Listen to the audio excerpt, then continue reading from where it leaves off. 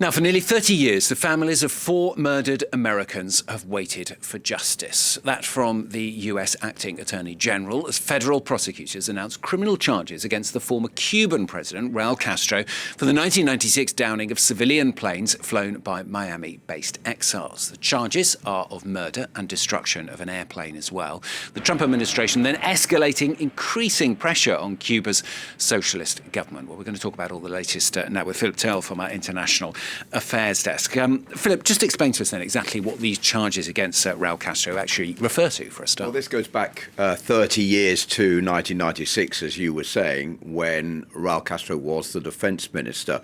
Raul Castro is like the central figure in all of this because he's a link to the his brother, who was Fidel Castro, the ruler of Cuba, taking power in the revolution of 1959. So he's a very symbolic character. He's now 94 years old. He was president of Cuba himself up until 2018 and first secretary of the Communist Party up until 2021. So he's been pinpointed by the United States for these charges. Conspiracy to kill U.S. nationals. This was the shooting down of 2 planes. 4 people died. 3 of them were American. 1 of them was Cuban. They were part of an organization, an exile organization called Brothers to the Rescue, which was based in Miami, which is really the closest state to Cuba. And what they did was to fly into not into Cuban airspace, but to fly to try to detect boats of Cuban exiles who were trying to flee the country and to warn the US Coast Guard that they were doing that so that they could then be intercepted to stop their boats from sinking and them from losing their lives. These planes were shot down by MiG jets by the Cubans. The Cubans said they had warned them. They said they were flying into Cuban airspace, and that was why they were shot down. The US has rejected this always, but they are blaming Raul Castro for having given the order, and even Raul Castro is recorded as having recorded on tape, which you can hear of him giving the order. So that's why the US has launched these proceedings against him in a bid to try to get him to the United States to face trial. This is something that I think is going to be a long shot on the part of the Americans.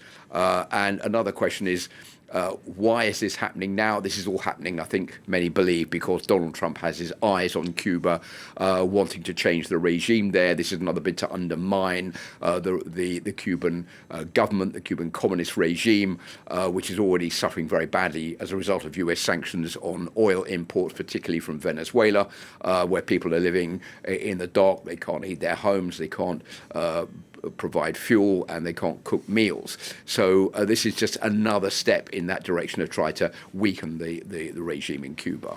So when does this go from here? Possibly, anyway, Philip. What happens next?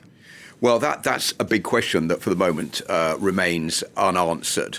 Will there be a large-scale military operation? This is something that Donald Trump has been talking about for quite a while.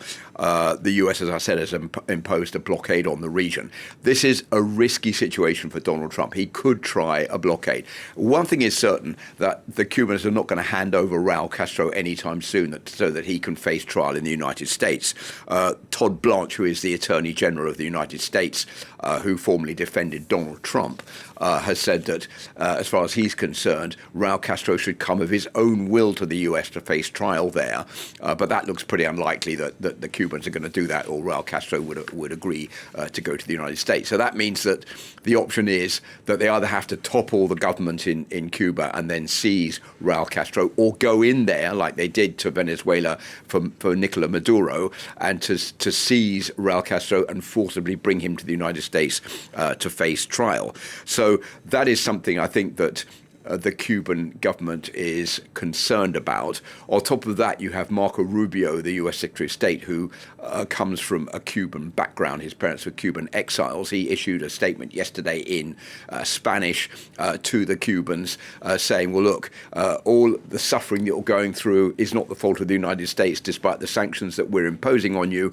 It's the fault of the Cuban government. And we are ready to give you $100 million in food and medicine, which could be distributed via Catholic organizations and charities if you would so want it. So there is this carrot being offered to the Cubans by the Americans. And at the same time, there are discussions taking place between the Cubans and the Americans on a way forward. But this hasn't taken away the threat of what Donald Trump would like, which is to take control of Cuba and to get rid of the communist regime there. Why, Philip? I mean, what's in this then for Donald Trump?